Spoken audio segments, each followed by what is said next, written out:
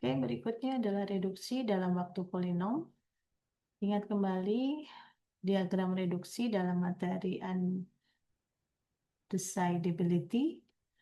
Misalkan P1 diketahui dia undecidable, dan kita ingin membuktikan apakah sebuah persoalan baru juga undecidable. Misalkan kita punya kalimat instant input P1 lalu dibangun menjadi P2 dan kemudian di decide ya apakah dia ya atau tidak.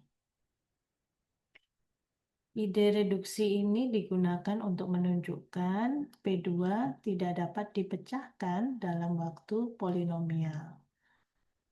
Ya, atau sehingga P2 tidak termasuk dalam kelas P. Caranya adalah dengan mereduksi instan atau input P1 ya, yang diketahui tidak termasuk dalam kelas P menjadi instan P2. Jadi P1 ini ditransformasi menjadi P2. Lalu masuk ke dalam mesin M, mesin Turing M. Sehingga ini akan didecidable apakah dia ya atau tidak.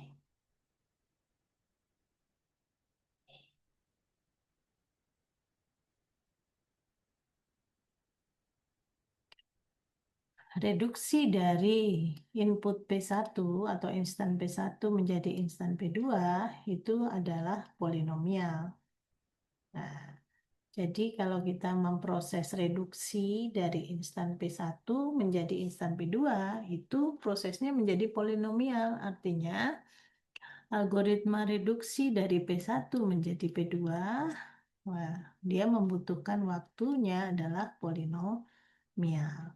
Jadi ada misalkan W, ini ya inputnya ditransformasi menjadi X, ini prosesnya itu adalah polinomial. Ya, kemudian baru kemudian masuk ke mesin Turing M misalkan untuk P2 ya, dia di decidable, accept atau reject. Nah, kita sekarang lihat di Hamiltonian Circuit Problem. Kita ingin menunjukkan transformasi dari persoalan sirkuit Hamilton ke persoalan TSP adalah polinomial. Persoalan HCP atau Hamiltonian Circuit Problem itu adalah jika diberikan sebuah graf dengan n buah simpul, kita akan menentukan graf tersebut mengandung sirkuit Hamilton. Sirkuit Hamilton adalah sirkuit yang melalui setiap simpul dalam grafnya satu kali dan tepat satu kali. Ya. Nah, untuk mentransform input HCP menjadi instan dari atau input dari traveling salesman problem, maka algoritma bisa kita sederhanakan bahwa di setiap sisi yang pertama, setiap sisi di dalam graf G diberi nilai bobot 1. Kemudian nyatakan persoalan menjadi traveling salesman problem. Ya. Setiap sisi dalam graf G diberi bobot 1.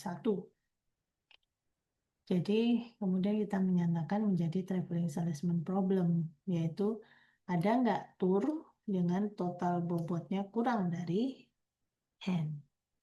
Maka dengan transformasi ini persoalan HCP itu sudah ditransformasi menjadi persoalan traveling salesman problem.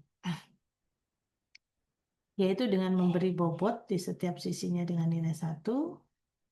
Nah, ini membutuhkan waktu polinom, yaitu besaran dari E. Besaran dari E itu adalah jumlah sisi. Karena kan nilainya 1 ya, berarti maksimalnya ya pasti sejumlah sisinya. Nah, misalkan di dalam graf G ya, itu mengandung vertex dan edge.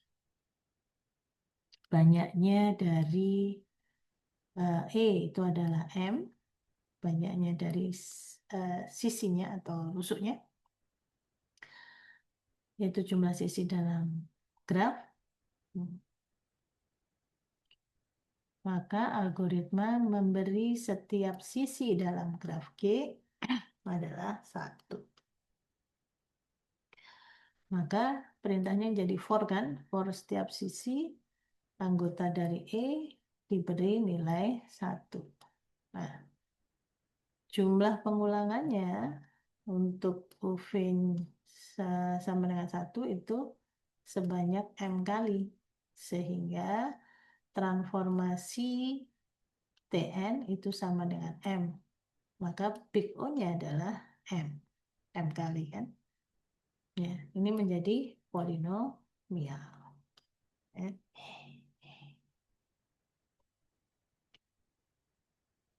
Baik, yang berikutnya adalah permasalahan NP complete atau NPC.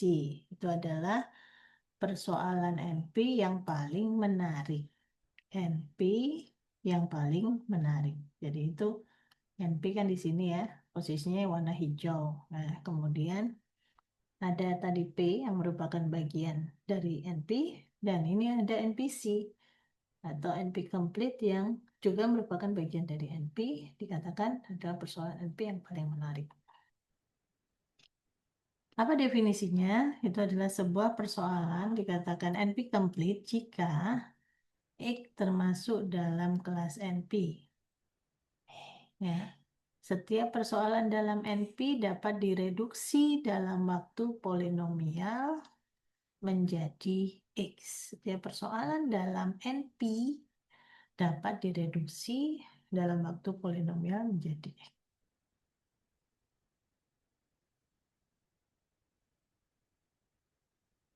Dengan kata lain, persoalan X adalah jenis persoalan khusus di dalam NP, tetapi tidak di dalam P.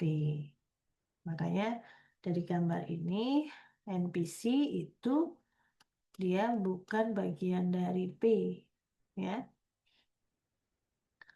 Karena sebuah persoalan berkorespondensi dengan bahasa, maka kita bisa definisikan dalam bahasa L itu adalah NP komplit jika bahasa tersebut termasuk dalam NP dan setiap bahasa lain L aksen yang ada di NP dapat direduksi dalam waktu polinomial untuk menjadi L. Di sini ada teorema jika P1 NP komplit, P2 dan ada di dalam NP, dan terdapat reduksi waktu polinomial dari P1 ke P2, maka P2 itu disebut dengan NP komplit. Contohnya itu tadi diketahui NPC adalah traveling salesman problem TSP ya. Yang termasuk di dalam NPC itu adalah traveling salesman problem. Cara termudah untuk membuktikan apakah sebuah persoalan X itu adalah NP complete adalah dengan menemukan sebuah metode reduksi sederhana untuk mentransformasi persoalan yang sudah diketahui menjadi persoalan X. Dengan kata lain, untuk menunjukkan bahwa X adalah NPC, caranya yang pertama, tunjukkan bahwa X adalah anggota NP, kemudian kita pilih sembarang input Y dari sembarang persoalan NPC. Lalu kita tunjukkan sebuah algoritma dengan waktu polinom untuk mentransformasi atau mereduksi Y menjadi instan dari persoalan X. Nah ini ya, jadi kalau digambarkan seperti ini, kita punya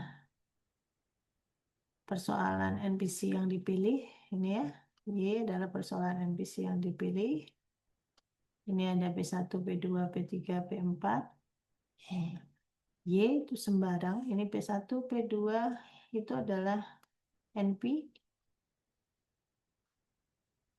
ya.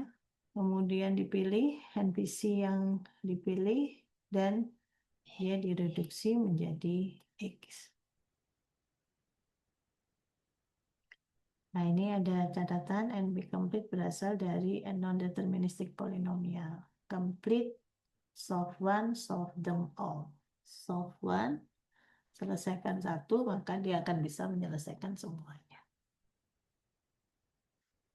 Jika transformasi dari sembarang persoalan NP menjadi instan persoalan NPC dapat dilakukan, maka jika algoritma dalam waktu polinom ditemukan untuk X, maka semua persoalan dalam NP dapat diselesaikan dengan bagus. Dengan bagus ya. Dengan kata lain, jika X adalah NPC dan termasuk dalam P, yaitu algoritma dengan polinom atau deterministik untuk X yang ditemukan, maka itu dapat menjawab bahwa P sama dengan NP. Hal ini karena transformasi tersebut sederhana, membutuhkan waktu polinom.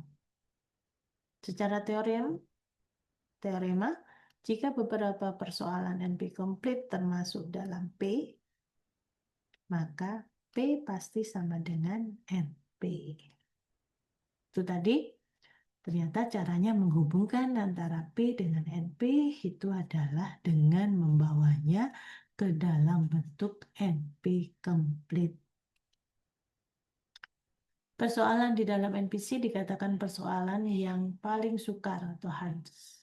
Karena jika ada persoalan NPC dipecahkan dalam waktu polinomial, maka semua persoalan dalam NP juga dapat dipecahkan dalam waktu polinomial.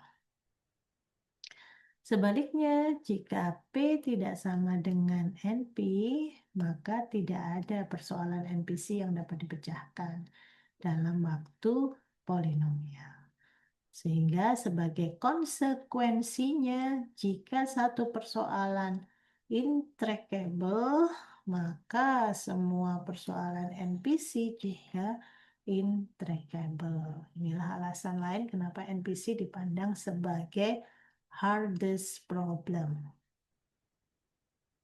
Ini contoh dari persoalan-persoalan NP complete ya.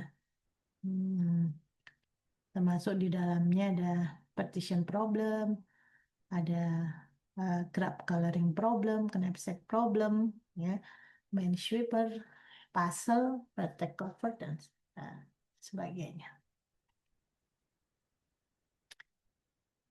Kita lihat mungkin beberapa contoh dari persoalan-persoalan NP complete problem, partition ya, membagi menjadi dua, tidak boleh saling beririsan, ya intinya kalau partition tidak boleh ada irisan dan semuanya terbagi menjadi beberapa bagian tersebut. Jadi diberikan n buah bilangan positif bagi menjadi dua bagian disjoint ya. Catatan. Misalkan n-nya ada 6, 3, 8, 4, 6, 12 dibagi 2, satunya isinya 381, 381, satunya 4, 6, 2, yang masing-masing jumlahnya 12. Ini contoh partition. Sum of subset diberikan sebuah himpunan bilangan bulat, kemudian jumlahnya M ya.